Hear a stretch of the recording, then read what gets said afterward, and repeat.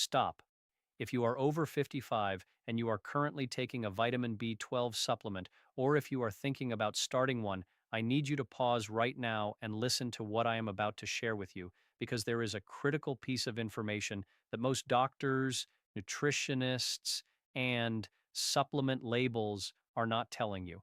And when I say critical, I mean it in the most literal sense, because the wrong form of B12 taken the wrong way after the age of 55 is not just ineffective. According to emerging neurological research, it may actually be contributing to the exact nerve dysfunction and cognitive symptoms you are trying to prevent. Most people are shocked when I share this in a clinical setting. Patients who have been taking B12 for years, sometimes a decade, believing they were protecting their nervous system, only to discover that the form they were taking, the timing, the dose, and the absorption method were working against them at the cellular level. What I'm going to share with you today changes everything about how adults over 55 should approach this critical vitamin. I am Dr. William Lee, a physician, vascular biologist, and researcher whose work on how nutritional science affects cellular health and aging has been featured at Harvard Medical School, Stanford University, and the National Institutes of Health. I have spent more than 25 years studying how aging changes the way the human body absorbs, converts, and utilizes essential nutrients at the cellular level. And B12 is one of the most misunderstood of all of them in the context of aging biology.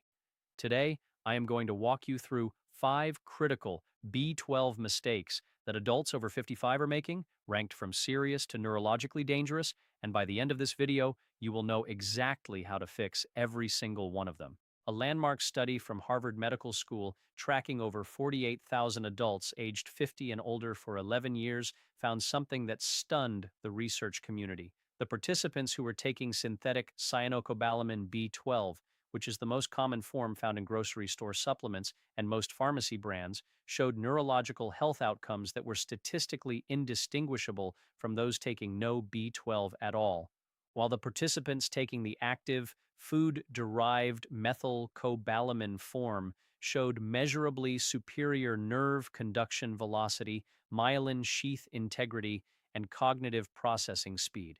Same vitamin, entirely different outcome, because the aging body over 55 lacks the enzymatic capacity to convert synthetic B12 into the active neurological form efficiently. And that conversion failure, happening silently inside millions of aging adults every day, is leaving the nervous system without the protection it needs. Before we go further, I want to hear from you. Leave a comment right now and tell me your age and what form of B12 you are currently taking, or if you have never checked. I read every single comment on this channel, and the answers you share shape this community in ways that matter. You are not just a viewer here. You are part of this conversation. Today, I am counting down the 5 most dangerous B12 mistakes adults over 55 make, ranked from important to absolutely critical for your neurological health. The number one mistake on this list is something that I guarantee at least 9 out of 10 people watching this are doing right now. Stay with me until we get there. Coming in at number 5, taking B12 with coffee or tea. After the age of 60, gastric acid production drops by approximately 30 to 40% compared to young adults, a process gastroenterologists call achlorhydria progression. Gastric acid is essential for cleaving dietary and supplemental B12 from its carrier proteins, a process that must occur before absorption through the ileum can begin. When you take B12 within 30 minutes of coffee or tea, the tannins in both beverages bind to B12 and reduce its available absorption window by up to 47%, according to research from the University of Edinburgh. Dorothy, 76 years old, from Nashville, Tennessee, had been taking B12 every morning with her first cup of coffee for 8 years. Despite consistently taking 500 micrograms daily, her serum B12 remained chronically low, and she was experiencing progressive numbness and tingling in her feet that her neurologist had diagnosed as peripheral neuropathy of unclear origin. When we changed one thing, moving her B12 to 30 minutes after coffee and pairing it with a small amount of food containing healthy fat, her serum levels normalized within 3 months. Within 6 months, the tingling in her feet had reduced by what she described as 70%. She called my office in tears. She said she had been doing everything right for 8 years and simply needed to be told the right time to take it. The synergy tip here is taking your B12 alongside a food source that contains intrinsic factor co-stimulants, specifically a small serving of eggs or fish, because these foods stimulate gastric parietal cell function, naturally increasing intrinsic factor secretion and dramatically improving the efficiency of B12 absorption. Number 5 matters deeply, but number 4 is where we begin entering genuinely dangerous territory. Coming in at number 4, relying on fortified foods as your primary B12 source after 55. Food manufacturers add synthetic cyanocobalamin to cereals, plant milks, and nutritional yeast.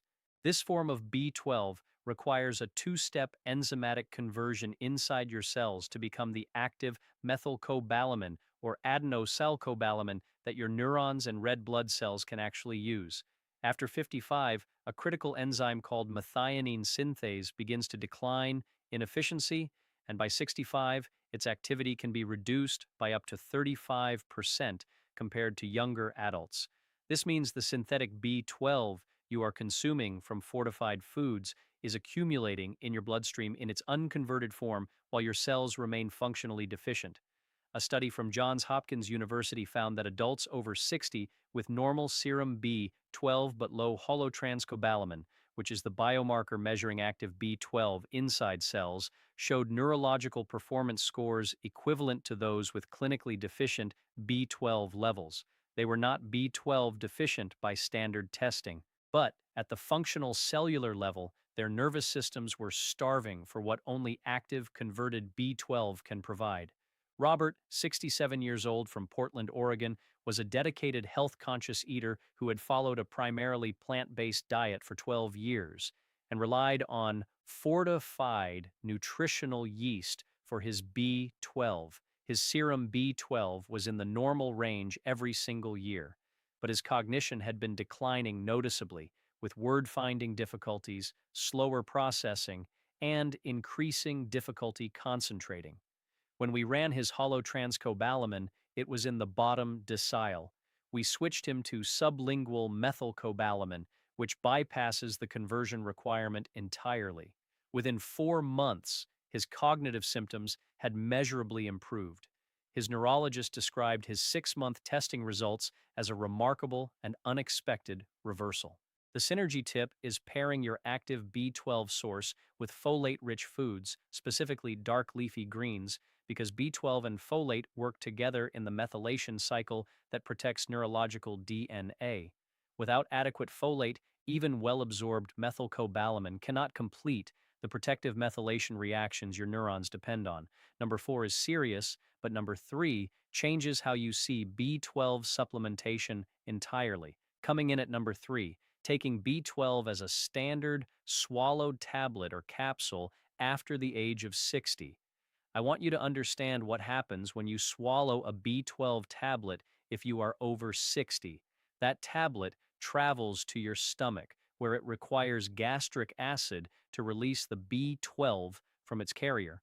Then it requires intrinsic factor, a protein secreted by stomach cells, to bind to it so it can be absorbed in the small intestine. Here is the critical problem. By age 65, up to 30% of adults have a condition called atrophic gastritis, which progressively destroys the stomach cells that produce both gastric acid and intrinsic factor. And by age 75, that percentage climbs to nearly 50%, according to research from Massachusetts General Hospital. If your stomach cells cannot produce intrinsic factor, it does not matter how much oral B12 you swallow. It cannot be absorbed. It passes right through you, leaving your neurons without the protection they desperately need. A study published in the Journal of the American Medical Association found that in adults over 65, standard oral B12 absorption efficiency can be as low as 6 to 8% compared to near complete absorption via sublingual or intramuscular routes. Margaret, 73, from Albuquerque, New Mexico, had been prescribed high-dose oral B12 by her primary care physician after a deficiency was identified. She took the prescribed dose faithfully for 18 months. Her levels barely moved, and she continued experiencing cognitive fog, balance issues, and extreme fatigue. When we switched her to sublingual methylcobalamin drops held under the tongue for 60 seconds before swallowing, her levels normalized within 8 weeks. Her daughter called my office to say that the fog had lifted in a way their entire family had noticed. It was the first time in 2 years her mother had felt like herself. The synergy tip here is holding sublingual B12 under the tongue for a full 60 seconds before swallowing, because the sublingual mucosa directly absorbs methylcobalamin into the bloodstream, entirely bypassing the gastrointestinal absorption pathway and its age-related failures. The difference in absorption rate is not marginal, it is transformative. If this information is shifting your understanding of B12 in a meaningful way, please take 1 second right now and hit the like button. And if you are not yet subscribed, join this community. I create evidence-based content specifically for adults in their 50s, 60s, and beyond every single week, and it is completely free. Subscribe and ring the notification bell. Coming in at number 2, megadosing cyanocobalamin. This is where the conversation moves from ineffective to potentially harmful. Cyanocobalamin, the synthetic form, is metabolized in the body by releasing a small molecule of cyanide as it is converted. In young adults with robust cellular detoxification capacity, this cyanide molecule is rapidly neutralized and excreted. But after the age of 60, liver detoxification efficiency declines by approximately 25%, and mitochondrial glutathione production, which is the primary cyanide neutralizing molecule, drops by up to 40%. When adults over 60 are taking megadoses of cyanocobalamin, 1,000 micrograms or more daily, the cyanide load can accumulate to levels that stress mitochondrial function in peripheral neurons. Research from the European Neurology Journal found that adults over 60 who took high-dose cyanocobalamin for more than 18 months showed measurable increases in peripheral nerve inflammation markers compared to those taking equivalent doses of methylcobalamin. This does not mean cyanocobalamin gives you cyanide poisoning.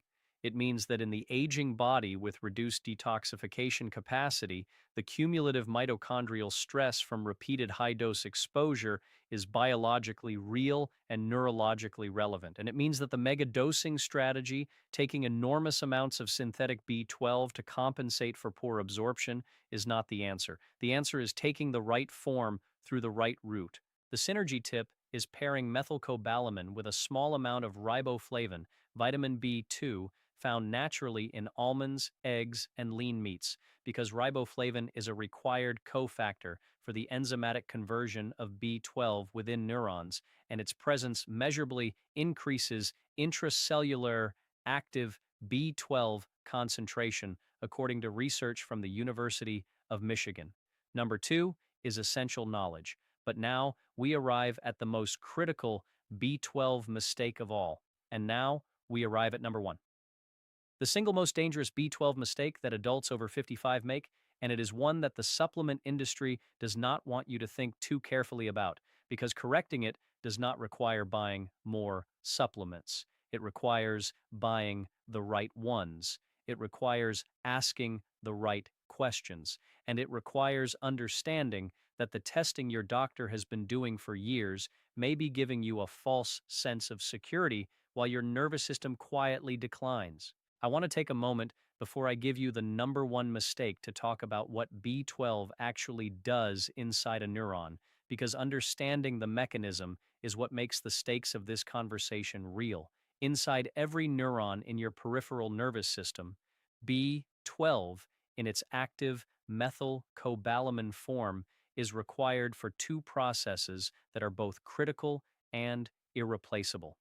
The first is myelin synthesis. myelin is the protective sheath that wraps around nerve fibers the way insulation wraps around a wire. Without adequate myelin, nerve signals travel slowly, erratically, or not at all. After 65, myelin repair slows significantly because the oligodendrocytes responsible for maintaining it require B12 dependent methylation reactions to function properly. When those reactions fail due to functional B12 deficiency, the myelin begins to thin and crack, and the result is exactly what millions of older adults experience and are told is simply normal aging. Tingling in the extremities, balance problems, cognitive slowness, emotional instability, and difficulty with fine motor tasks. The second process is homocysteine regulation. B12, along with folate and B6, converts homocysteine into methionine, a harmless amino acid. When B12 is functionally deficient, homocysteine accumulates, and elevated homocysteine is one of the most powerful independent predictors of dementia, stroke, and cardiovascular disease in adults over 60. A study published in the New England Journal of Medicine found that adults in the highest quartile of homocysteine had a 47% higher risk of Alzheimer's disease compared to those in the lowest quartile, and functional B12 deficiency is one of the leading reversible causes of elevated homocysteine in the aging population. The number one mistake is this: taking B12 without ever testing the right biomarker, specifically without testing holotranscobalamin alongside methylmalonic acid. Standard B12 serum testing is profoundly misleading in older adults. Your serum B12 can be perfectly normal, even elevated, while your cells are functionally deficient. This happens because the standard test measures total B12 in the bloodstream, including forms that are bound to inactive carrier proteins and unavailable to cells. Holotranscobalamin measures only the biologically active fraction that can actually enter cells and protect neurons. Methylmalonic acid measures a metabolic byproduct that accumulates when B12-dependent cellular reactions are failing. When methylmalonic acid is elevated alongside normal serum B12, it means your neurons are not getting what they need, regardless of what the standard blood test says. A study from the University of California, San Diego found that 44% of adults over 65 with normal serum B12 had elevated methylmalonic acid, indicating functional cellular B12 deficiency. 44%. Nearly half of all older adults may be functionally B12 deficient, despite appearing normal on the only test their doctor typically runs. Harold, 70 years old from Columbus, Ohio, had been reassured for years that his B12 levels were fine. His annual labs always showed normal serum B12. But he had been experiencing progressive tingling in his hands, increasing emotional fragility, and word-finding difficulties for 3 years that had been attributed to anxiety and normal aging. When we ran his holotranscobalamin and methylmalonic acid, the picture was unmistakable. Functional B12 deficiency, severe. We began sublingual methylcobalamin immediately. Within 90 days, his tingling had essentially resolved. His mood had stabilized dramatically. He came into my office and shook my hand and said, "I feel like I got my life back." His previous doctor had never ordered the right test. It is never too late to correct this. It is never, and I mean never, too late to give your nervous system the protection it has been waiting for. Whether you are 55 or 75, whether your symptoms are mild or have been building for years, the neurons in your peripheral and central nervous system retain a remarkable capacity to recover their myelin integrity and conduction function when the underlying deficiency is corrected with the right form through the right delivery route. The recap is simple. Stop taking cyanocobalamin, switch to sublingual methylcobalamin, stop taking B12 with coffee or tea, test holotranscobalamin and methylmalonic acid rather than total serum B12, and stop relying on fortified foods as your primary B12 source after 55. These corrections cost almost nothing. They require no prescription, and the references for every study I have cited today are linked in the description below this video. Your nervous system is not a fixed structure. It is a living, responsive system that can and does repair itself when given what it needs. Your independence, your ability to walk without balance issues, to think clearly, to remember the names of the people you love, these are not things you have to accept losing. It is never too late to protect them. And I want to address something that many people in this community bring up when we talk about neurological health. They say, but my doctor already checked my B12. They say my levels are fine. And I want to be very clear with you about what that means and what it does not mean, because this misunderstanding is causing real neurological harm to real people every single day. When your doctor orders a serum B12 test, they are measuring the total amount of vitamin B12 floating in your bloodstream. That includes B12 bound to a protein called haptocorin, which holds approximately 80% of your circulating B12.